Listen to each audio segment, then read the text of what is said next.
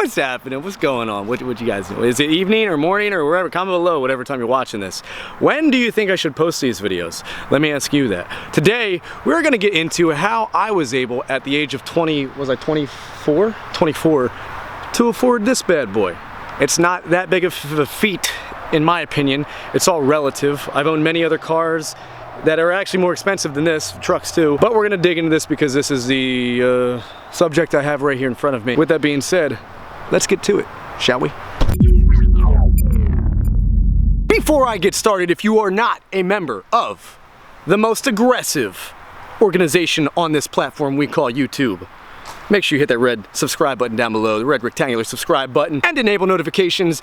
I'm talking about us, my friends. You, me, my subscribers, and everybody who watches these videos on the reg. Subscribe down below. We just started doing daily videos not too long ago, maybe a couple months, and this channel is growing much faster than I expected. So why don't you become a part of it? Join the conversation, comment down below whatever you think on this video, and let's dig right into it.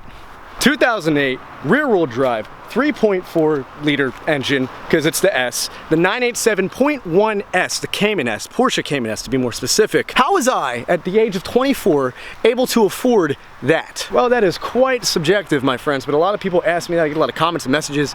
People are looking for one, they want to buy one, they want to buy the right one, they don't want to buy the wrong one, they don't want to spend too much. I'm gonna break all that down in this video for you, very informally. I just want to talk about it between you and me, little mikasa sukasa type thing. That's not the right word, but it's okay. But that's okay. I am a gringo, and I am going to explain all of this for you ever so simply. It doesn't matter what I or you do for a living, as long as you are making the money. All we're gonna do is talk about numbers here. Now, that vehicle back there, I was looking at a few of them. They were being listed between in the realm of $25,000 to just say $45,000. Given its condition and things of that sort, there are many variables that come into play. With that being said, that bad boy right there, 30,000 miles, 2008, once I did a PPI, and I'll get into that in just a second, I wasn't pushed over its rev range, I think over 5,500 RPMs, which is insane.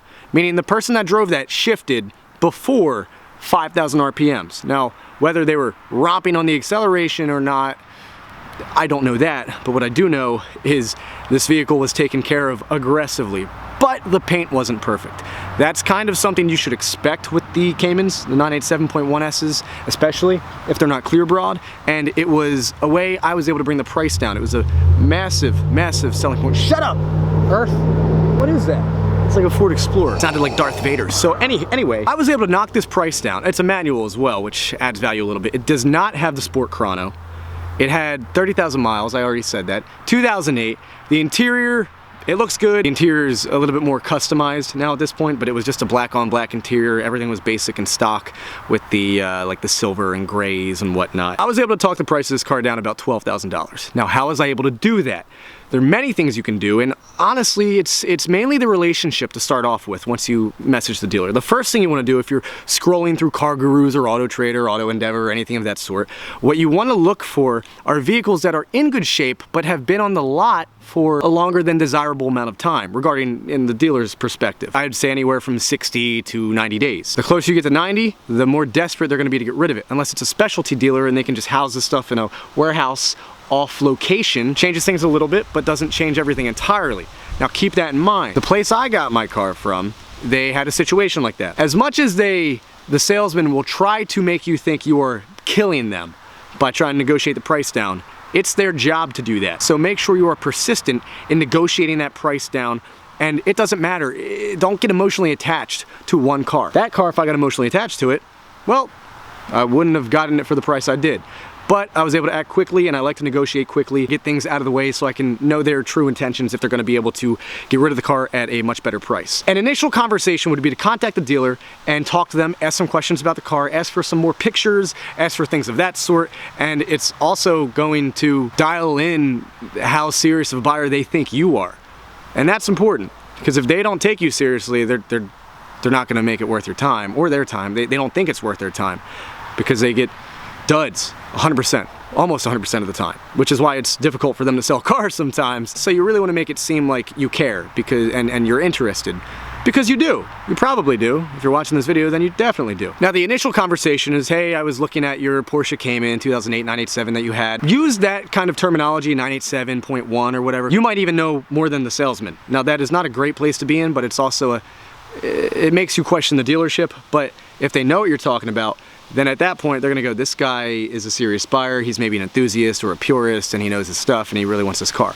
They're gonna work a little bit harder for you because they know they might be that much closer to making a sale as compared to some 16-year-old who just wants to test drive the car and doesn't even have a job to afford it. Right. So, on that note, as we're talking and asking them things, you know, ask them immediately, how flexible are you on that price? I've noticed you had the car on the lot for 75 days, and I'm really just wondering, you know, there's another model I'm looking at. There's a few others I've been looking at in Texas and over here, and you know, their price is here, but there's a few other things, and I really want your car. I like your car. Make sure you say that. That's important, because otherwise most dealers are just going to say, okay, go get the other car. And then if you contact them again, they kind of know they have the control here. You want to keep the ball in your court. At that point, if they tell you yes, they're flexible and they're interested, they'll say, hey, we'll work with you, or we'll make a deal, we'll meet you somewhere. Then you know they're serious about negotiating and they're really trying to get rid of the car. If they just stiff arm you and say, no, this is the best price and best model in the country, blah, blah, blah, you might want to call back in a week and deal with a different salesman. Maybe you got a good salesman, a seasoned salesman that's coming in with you, and also say that too. Mention, I don't want to deal with an amateur. I've had many bad experiences with rookie salesmen, and I don't enjoy that. I don't like dealing with rookies. I want to deal with an expert because I'm sick of dealing with all this stuff. I've been looking at 18 of these cars, X amount. You don't have to lie, but just elaborate a little bit. You know, if you make it a more colorful picture, same thing as if you're on stage. Instead of making a movement like this, make a movement like this. It's much more noticeable and recognizable. So as you are talking about this, tell them, hey, I'll call you back in 5 minutes. Call them back again in 5 minutes and say, I just talked to the other dealer. He said he's willing to go down to this price. What can you do? Are you able to come near that? I know your car has less miles. It's a bit of a better example. I want to see it in person, and you know, contingent on a good PPI, are you able to take it for this price with a $1,000, $2,000 deposit, $500 deposit? And if the PPI turns out well, I'll pick that bad boy up. They might say yes or no or whatever, or you know, if they're not willing to come down on price or meet you somewhere, try to get free stuff. Dealers get that stuff on the low. So if you get new tires, if you have them pay for shipping or something of that sort, boom, you're good to go. Or have them pay for the PPI. Chances are, you do want to keep this in mind, you don't want to send the car to a dealer to do a PPI that is kind of in cahoots with that dealer. Sometimes it can be hard.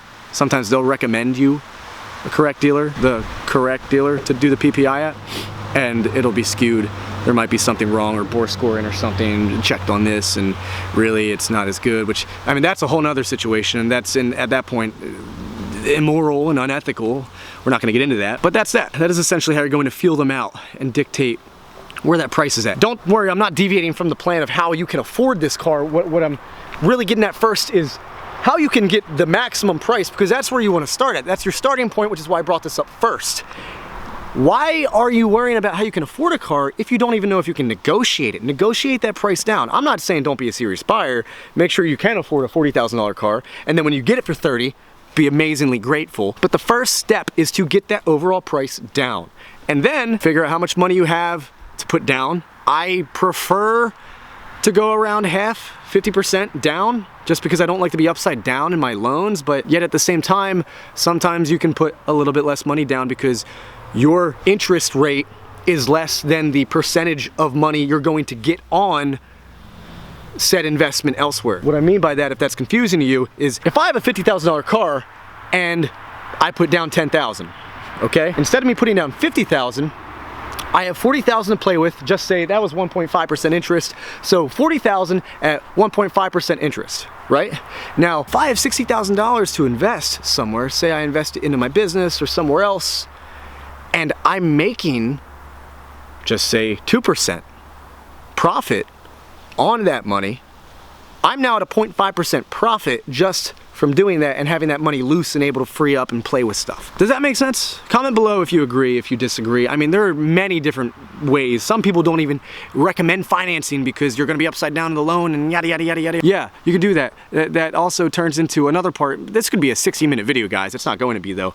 You gotta watch what cars to buy. Again, the Cayman S, I'm very familiar with the platform, the 987, which is why I wanted to actually get a base Cayman, but I got such a good deal on this, I couldn't pass it up. They're probably going to either stay where they are in value or increase in value. Now, I'm gonna lose money from the modifications I did, but YouTube kind of throws a whole wrench into that, and I'll get into that in another video. Due to the fact that, you know, some people, like say Street Speed 717, buys a brand new $70,000, $80,000 Corvette and makes $2,000 a video off of it. $2,000 off a video for a $1,000 part install. Do the math there, he's positive, he's in the green for spending money, whereas regularly, most people, they spend money on a car, it's just going to depreciate, and they have to eat that, and it's their loss, and they can just justify the experience and the fun from it. But at that point, they're still spending money, whereas Mike is not. So that's something else to keep in mind. So once you have your price figured out and all that, and your financing, and you know what you want to do, what you're comfortable with, now you're gonna talk to your bank. Gonna talk to multiple banks. Banks you can recommend, I would recommend. Multiple banks you could go through. I would recommend PenFed. If it's a vehicle over $100,000, perhaps Woodside Credit out in California. They can finance cars over $100,000 up to 124 months. Things of that sorts like that. It's almost half of a mortgage, which is insane. I didn't even know you could do that at some point, but a couple years ago I found that out. And that's really it, my friends. Once you figure out the PPI, you negotiate the price and find a flexible vehicle, a vehicle that is not going to depreciate too much, you do not even really need to make a crazy amount of money. You could own a Ferrari for 60 grand. You could get a 360. Now, keep in mind, maintenance is involved with that. Same thing with this car. I'm gonna make a 6-month maintenance video because I've had the car for about half a year. Working on that right now, I'm just crazy busy. This is not the only thing I do in life, guys, and making daily videos for you and me, for us, something that's time consuming. But I enjoy it, doesn't feel like work, it just does consume time. I wish I had more time in the day, considering working on my business and other things like that.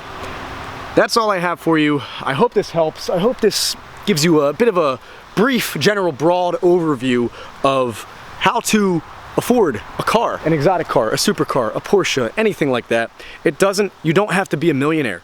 You could own a Ferrari and be positive coming out of it. Start a YouTube channel, monetize it. Gary Vee talks about you don't want to be the guy that buys the car, you want to be the guy that buys the dealership that sells the cars. Yo, Gary Vee's cool, but I'm sorry, bro. You are aggressively wrong with that. And I welcome the challenge for us to speak about how you can actually make money off of a car. This car on YouTube, it's bringing me in basically what my payment is. So essentially, I'm only paying to caretake for the car. I also don't have the payment anymore because it's paid off. But I digress. I love looking at it. I'm sorry. She's great. Beautiful. It's out of focus for you, but got my beautiful face in focus right now. Yeah, that's really it, guys. If you want me to specify on things, I will. I know this was kind of broad and I didn't answer everything. I don't want the video to be 30 minutes long, 20 minutes long. This is already going to be long enough as it is. I just wanted to go over the bases of everything, just so you don't be scared. Don't be scared. I'm not saying to go buy a car and start a YouTube channel and then think you're going to be able to cover it. No, that is 100% not the case at all whatsoever. I would not recommend that. But hey, I mean, who am I to say it's a risky idea? I don't want to say it's a bad idea, because sometimes if you take risks, put it this way, I could maybe trade that in, get a Lamborghini Gallardo, quit all my other jobs, and put out 3, 4, 5 YouTube videos a day, hoping that I blow up and make $10,000 a month on YouTube, and then I'm making $120 a year. Hell yeah, I'm gonna be able to afford a $100,000 car if I do that. But why would I want to bank or bet, hope, pray that happens when I'm not in control of that? I'm not in control of everything trending. Yeah, you know, you should take accountability for things, but that's a gamble. That is an aggressive gamble, because YouTube could shut down tomorrow. And then what are you gonna do? Well, you could sell the car, but then you have sales tax and stuff you have to factor in. There's a lot of options, guys, a lot of options. Whatever you want me to get into, I will break down each side of this, but I wanted to make a general video. So if this didn't answer everything fully for you, I will have more videos that are more particular and specific to each of these sections, from negotiating the car and also your financing, and then overall how you plan to monetize the car and maintenance of the car. But overall, short-term, overall brief summary, how do I afford this $40,000 car? Well, it doesn't cost me $40,000. It actually makes me more money than it costs daily. Well, monthly at least, maybe not daily. And I hope this helps. I'm gonna let y'all off here. If you are not a subscriber, again, we are the most aggressive YouTube channel on this platform in the car world, Cartopia. So subscribe. give the video a thumbs up. And I will catch you later.